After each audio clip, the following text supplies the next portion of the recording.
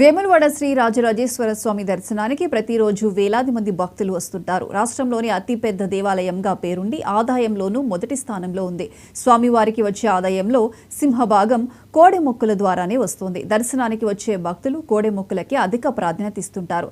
దీంతో కోడె క్యూ లైన్లు భక్తులతో కిక్కిరిసి ఉంటాయి. ఇదే అదనుగా భావించి కొందరు ఆలయ సిబ్బంది కోడె టికెట్ల బ్లాక్ దందాకు తరలిపుతున్నారు. భక్తులకు కోడె టికెట్లు ఎక్కువ రేటుకి అమ్ముకొని సొమ్ము చేసుకుంటున్నారు.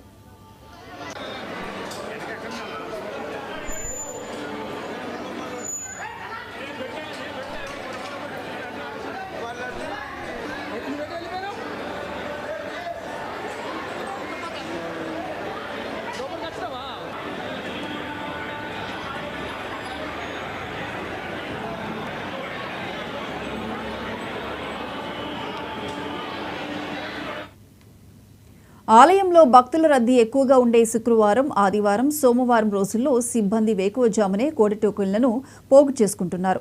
క్యూ లైన్లో గంటల తరబడి నిలబడలేని వ్యక్తులను ఆసరాగా చేసుకుని వారికి ఎక్కువగా అమ్ముకుంటున్నారు. వారిని ఆలయ భద్రతా సిబ్బంది సహకారంతో దర్శనం చేపిస్తున్నారు. ఆలయ భద్రతా సిబ్బంది, ఎస్పీఎఫ్ ఆలయ అధికారుల కనుసన్నల్లోనే ఈ దందా నడుస్తుందని భక్తులు ఆరోపిస్తున్నారు.